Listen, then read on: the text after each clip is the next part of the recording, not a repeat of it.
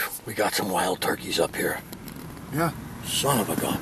At least 3. Look at him. Male was in the room. That male, stuff.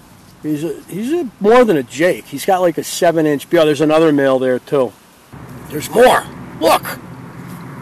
It's turkey country. Good ball. Those are all. Oh, those are Jakes. Yeah, those are Jakes. There's like 5 Jakes right there. Holy cow. When you see a turkey. Being joined by my brother Steve here, we're going to take it out onto Hayes Pond here in Otis, Massachusetts. You can see the buds are just starting to pop on the trees up here. Spring has sprung, if you will. Hayes Pond is a great local pond. It's actually deep. And 25 years ago, a tornado came right across the hill here over that house. Now that house had maybe 80, 90-foot hemlocks over it, ripped them off, dumped them in the lake, proceeded across the lake and up the mountain. It was the second big tornado that Massachusetts had in a 5-year period. But this is a great lake with a beautiful bog on the north end. We've got a north wind, so we're going to be heading up there and investigate beavers, bogs, and a little bit of the history of Otis, Massachusetts' Hayes Pond. So we're at Hayes Pond. We're coming down the shoreline.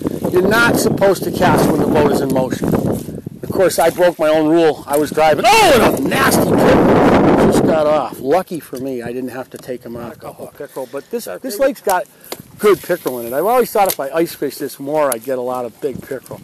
It's also got some solid perch. This lake's got depth. This lake is 34 feet deep, which makes it one of the deeper Berkshire ponds. You wouldn't think it was so deep. You know, it's not that big of a lake, you know. Acre-wise, this is, God, it's probably only 40 acres. But it's a great example of a Berkshire pond, right? It's got a great warm water fishery. The state pays no attention to it. While they could pull up and throw trout in it like they do to the larger bodies of water, they don't. They don't do that here. I don't know why. I'm not a, fan of the way they stock trout, but I think this deserves a truck full of trout. Why not? It's deep enough that the trout would actually survive. Go figure, it's Massachusetts. What that does is, here we got a decent, now, I think it's a pickerel.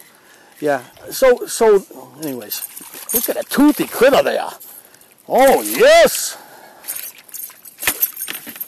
Oh no, he tried to get me with his jaws of death. American pickerel. Actually, he's called a chain pickerel, but I feel like he's particularly patriotic. Some pickerel are. He was, that was a beautiful, aggressive pickerel hit, you know. He swiped at it twice on the previous cast, and then he just came back and buried it, and it was cool. It was a cool hit. You know, running the spinnerbait. Now, I'm throwing the spinnerbait for bass, but I always tell people, like our friend Pete from New York. Oh, there was another one taking a little swipe at it. Spinnerbaits are such a great bait for pike and pickerel because they've got the built-in weedless wire. Weedless, and you know, you don't have to put a wire leader on them. It basically is a wire leader. Whereas if you're fishing something else and you got pike in the lake or pickerel. Oh, there's another one. Oh, yeah. Oh, there's a lot of little guys. Oh, look at him. Oh, he hit right here. Vicious. They are vicious here. I wouldn't want to be swimming in here. The pickerel would just devour me. And, oh, another one. Oh, no. Just when you're trying to keep them off your line, they just come back for more. Maybe almost a replica of the last. I don't think this one's as patriotic. Oh, yeah, this is a Putin pickerel. Oh, yeah, look at him. Oh, a hammerhead, yeah. Oh, get out of here. Oh, he scared me. Oh, 2 Putin pickerel to nothing. I'm ahead of you. You better get on that. So in the canoe, we're just letting the wind move us down the shoreline. We have the, missed him. That was a good thump. I hope it was a pickerel. All I can hope for is a pickerel. But you have a great combination, I was just saying to Steve, in this lake of glacial cast-offs, or what they call erratics, and moraine, which were, products of the Ice Age, coupled with the fact that they raised this lake. This is a raised pond, so it was like a 25-foot deep pond, and they raised it 10 feet by building a dam. So this whole area that we're looking at was a giant swamp. And, well, what did they do? They raised it up, so now it's beautiful structure. There's all kinds of wood under the water. There are bog islands here. These are peat bog islands to our right that are just beautiful. Mr. Beaver's got a couple of houses over there I can see. Huh? Mr. Beaver? Leave it to Beaver. We have, to our right, some great structure that we cannot neglect because we got one of those bog islands over here. You can see there's 2 beaver houses on there. And these bog islands actually float.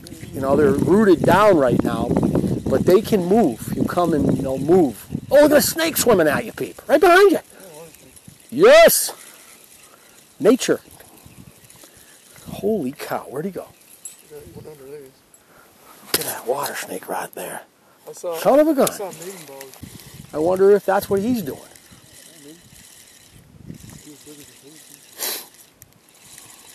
Tell you, he better be careful. There's some good pictures, fish eating him. Fish will eat him. Oh, yes! Looks like it's a pickerel. Don't get too crazy. Oh, yes! He's got himself a pickerel. He doesn't care. And I'm on. Oh, but it came off. What was that? Getting caught. Another hammerhead. You got a hammerhead pickerel. I bet you I had a pickerel too. That's the kind of thing. Hammerheads will... Oh, man.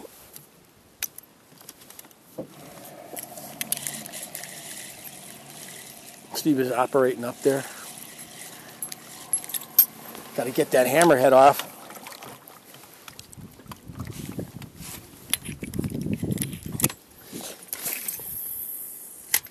Lakes are weird. Sometimes the lake will have... you go out and you catch a ton of pickerel. And this is the time of year that I will do that. In early and mid-May, and then also in like later September, the pickerel will be on. And you can't really, you can go to this, we can fish this lake all day in the summer and not get a single pickerel. It's kind of weird. Sometimes they're very elusive. You were the guy that never caught a fish on a spinnerbait until last year, and now you're fishing spinnerbaits voluntarily. Not me yelling at you to do it. You're just doing it. Huh? Voluntarily.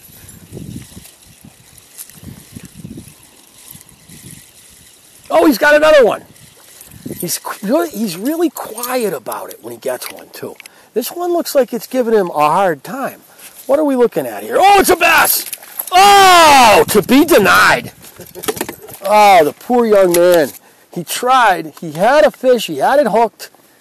He's not going to sleep tonight. That was about a 2.5-er.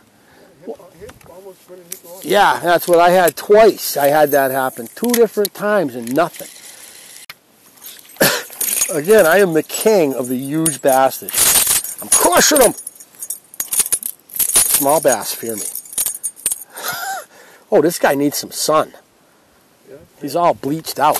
Oh! Oh, nothing. He's fishing the beaver's house, so I'm going over there too. Oh! I went over that stick. I didn't panic. Oh yeah, stay with the cast. Stay with the cast. So there's Mr. Beaver's house. There's 3 beaver houses out here on this bog. And you can see the piles of sticks that Mr. Beaver put in front of the main house in the center for the winter. And these things are like magnets for fish. Beaver houses are one of your #1 spots to fish for bass or pickerel or any other. Well, you know what? If you wanted to catch a lot of bullhead, you could probably do it out in front of a beaver house because there's, the beaver, are, the bullhead are bedding in the month of June, so they're going to be all over that because of the structure. Right, people? Well, fish like structure. Fish like structure. So, bluefish, stripers. It's deeper there. deeper there because the beaver makes his little slough, right? The beaver slough. We're going to go over and fish that a little more thoroughly in a minute, but we have to back up because, and you know what? These islands have pitcher plants on them. Keep your eyes peeled. There's very few places I know of that have pitcher plants. This is one of them. I can see some old ones right on the island there. See the brown things that look like leaves? There seems to be a regular stack of miniature bass in this area that are cooperating with the spinnerbait. You know what I'm going to do? I'm going to throw the buzzer. See if I can get an explosion on top water. Look at it, top water explosion. Am I going to get it? Oh, I cast it right on top of a pitcher plant. Not a good move. Little tiny inline buzzer. Oh! It's got another pickerel. He's the snake. He's the snake king. I'm getting these little... Oh, I just missed one. Probably a pickerel. So there's our beaver house, peep. So he's been rebuilding it for the last several weeks since the ice left the lake, right? You can see how he's built up the sides, and there's fresh wood on there. There's some fresh laurel that he's cut too.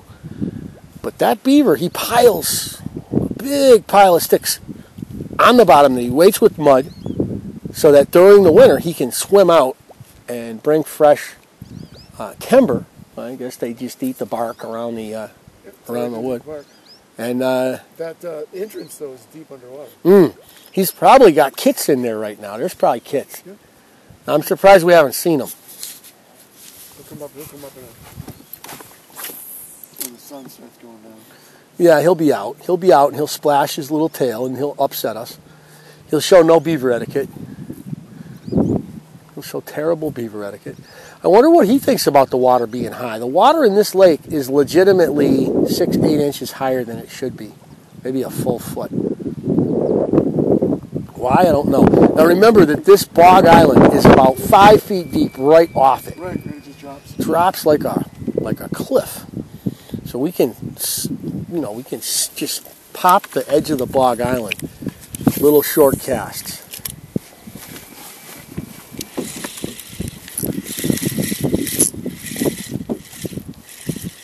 You get a hit?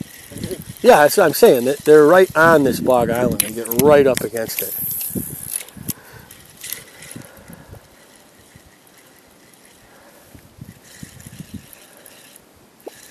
Oh, you got a little popper on. Good idea.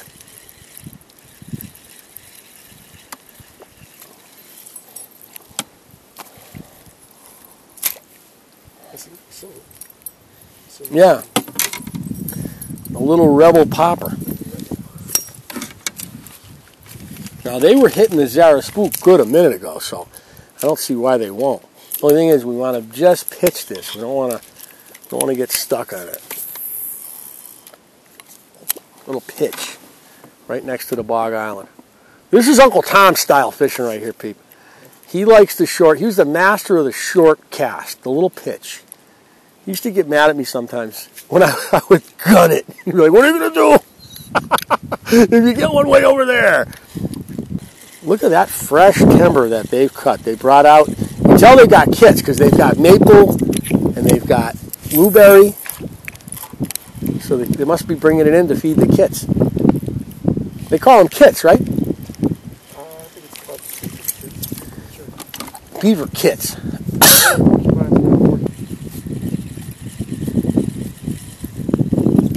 Oh, he's got one. Oh, look at that. Oh, it's a bass, a largemouth bass. On the popper?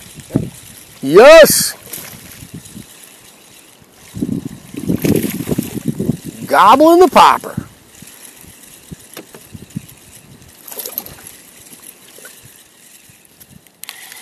On the Zara spook, one of my favorite little Zara spooks. Oh, yes.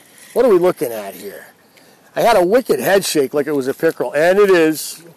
Oh, no. You know what? I got the Zara spook that's got the chartreuse on it, and I feel like you put chartreuse on around a pickerel, and he just can't. He's screaming. He's like, I got to eat that. I don't know what a chartreuse lure stands for to Mr. Pickerel, but I gotta eat it. I gotta eat it. I've never seen a color work so well on a fish. I'll tell you if they. Oh, he's big. He's not that big. He's like 17 inches. Silver or shiny stuff around a barracuda. Yeah, but pickerel are very like susceptible to chartreuse. They've always been.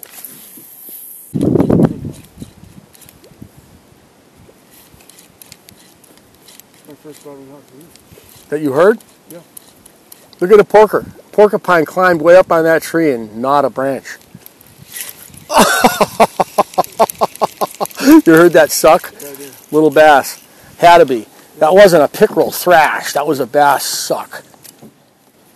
Way out there, somebody took a swipe at me. Is it a pickerel or is it a bass? Again, I don't think it's that big of a fish. But it's somebody. Somebody's home. Oh, he's running. He's on a run. Oh, I think it's a bass. I can tell by the weight of the head shake there. Oh, yeah. So it's a pickerel. The weight of the head shake turned into a pickerel.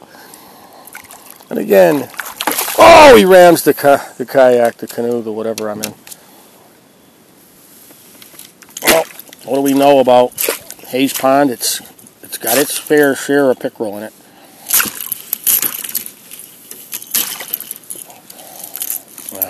And the pickerel have all been cooperating. They've just been getting caught skinny. They've been getting caught in the corner of their mouth. They haven't been getting slaughtered. Sometimes they kill themselves. It drives me nuts. You know, they do the suicide mission. Yeah. Beautiful shoreline here, though. You got bushes that come right to the shoreline. Nice hemlocks, maples, and it's deep. Now, right here, we're in the end of this shallow cove. When I get around this corner, it's going to drop and down a little bit. It's going to be 15 feet right off the shore. Cool thing about this lake is if you come here, you can use every lure in your box. That's what I always liked about this lake, is you can throw rubber worms and grubs, and you can go deep divers and all kinds of crankbaits, and then you can throw surface plugs and your weedless lures. You can basically have fun with all kinds of different lures in this lake. Not a lot of lakes like that. I mean, there's lakes you can do that in. You can do that in Otis Reservoir, but Otis doesn't have the weeds like you have here. Like this has acres of fishable lily pads in nice patches. So it's fun to sneak along and bomb them. Slip something underneath them or through them. This is just outrageous. I don't know what this is. He's fighting. They'll usually be in clusters. Oh no! It's another one of them. Oh, they're all over the lake, I'll tell you that. Oh yeah, we got a little guy here. Little largemouth here. Is it? Yes. No. It's one of them. No. Well, Hayes Pond didn't produce any big bass today, but it produced some action. We got a lot of pickerel. I don't even know how many pickerel we got. I got a couple, 3 bass each and several pickerel each. So it was a good day. I got one bass. You got one bass? Yeah, you're being generous. Okay, I got 3. And Hayes Pond will be here next time. I need to get to a lake that's nice and small and it's got good fish in it, and I'll tell you, maybe you want to give it a try. Or maybe not. Leave it for me.